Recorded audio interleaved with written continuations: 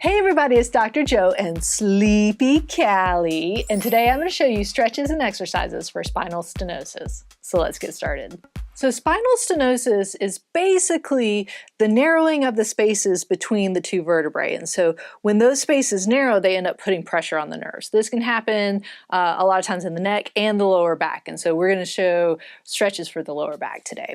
So with the spinal stenosis, you want to kind of open up those spaces. That takes the pressure off of those nerves. And so a really nice one to do is a pelvic tilt. But we're gonna do it seated today. You might have seen some of my pelvic tilts exercises lying down.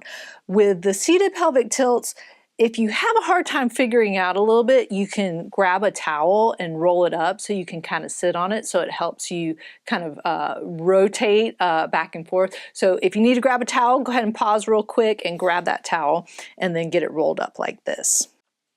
So once you get the towel rolled up, all you're gonna do is just kind of sit on it on the kind of where your sit bones are back there, those ischial tuberosity. And so what that does is it's not gonna be a lot. I mean, you're not gonna feel it a whole lot unless you get a big thick towel, but that's gonna help you kind of roll back and forth over the towel. You don't have to use the towel, but I find a lot of times people have a little bit of difficulty figuring this out, and so that little bit of a rolled up towel helps. So with the pelvic tilt, you're basically just tilting the pelvis back and forth. So you might not see a lot of movement here, but I'm almost like slouching down a little bit to roll back into that tilt, and then I'm coming up and over that towel to get the tilt the other way. So I'm just kind of rolling back and forth, and what that does is that's opening up the space in between the spine. When I come back this way into that tilt, it's taking that spine and opening up those spaces this way. And so really just loosening up the lower part of your back there and that lower spine area. So you can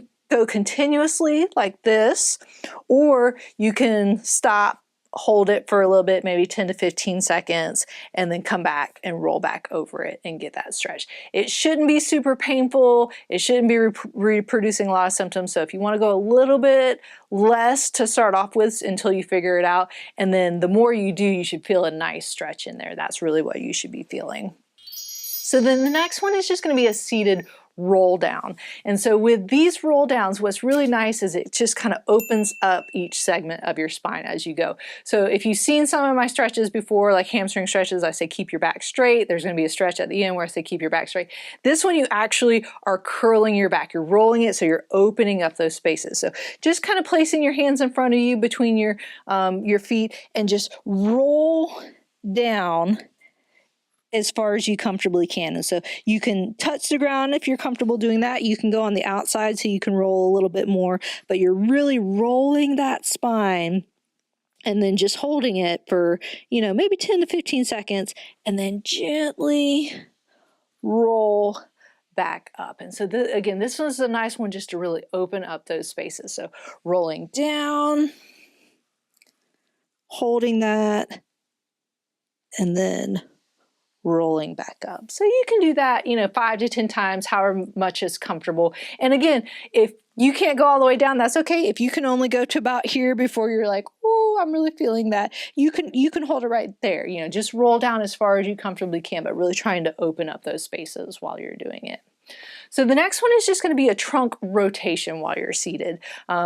It's kind of how it sounds. You're rotating your trunk. Again, this is going to be to kind of, when you rotate, you're opening up those spaces on the opposite side. And so that's how you're just kind of taking that pressure off of those nerves, and you're loosening up those muscles so they're not always so tight, putting more pressure on there.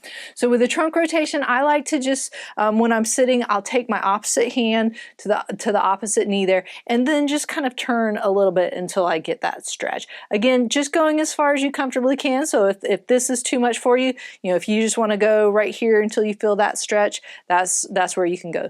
This one, if you want to hold for a full 30-second stretch, you can. If you want to follow along with me in real time, where I'm doing all the stretches and exercises and you're just following along, you can check on the link up there for all my real-time videos. And then make sure you're switching sides, so hand here and just rotating over, getting that nice stretch in there. Try and keep your upper body upright, so you're not crunching down for this one, you're staying up nice and tall. And then again, holding that for about 30 seconds, doing that 3 times on each side. So the next one is going to be a seated hip flexor stretch. This is a little bit harder to get into if you're in a chair or the edge of maybe your bed or the couch or something. You can do that there, but sometimes with a chair it's just a little bit easier because you can move your legs like up and over the chair.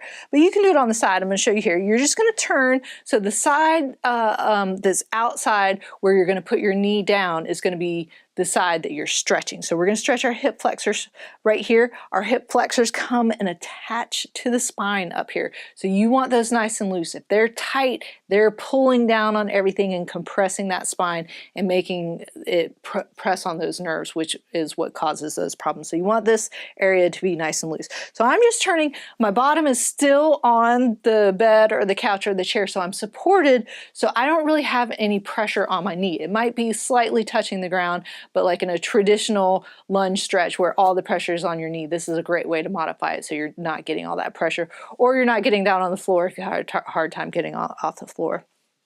You can keep your toes propped up so your knee stays pretty much completely off of the floor, or if you want to bring it down that way, you can. You might get a little bit more of a stretch if your toes are up. I'm going to actually lean a little bit forward to bring my rib cage over my body here, just kind of placing my hands like this. But the key to get the hip flexor stretch is to go into that pelvic tilt. So if you can see, I'm rotating where I'm getting it back this way because this muscle is connected to the spine. If I'm rotating back, even without leaning forward a little bit, I'm getting a really good stretch in my hip flexor right here. Just so you're not leaning forward, you're just shifting your body here and then go into that big pelvic tilt and you're getting that nice stretch. So just holding that for 30 seconds. Again, switching sides, bringing that foot back, a little bit forward, shifting that rib cage, and then going into that tilt. The pelvic tilt is going to be the big thing. That's where you're going to feel it. And I'm feeling a nice stretch through there. So 30 seconds, 3 times on each side.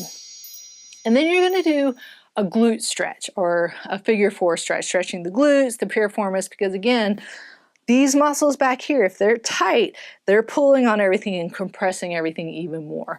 So with the glute stretch, or the figure 4 stretch, you're going to bring your foot up and over of the side that you want to stretch. And if you look down, it kind of looks like a figure 4. That's why we call it a figure 4.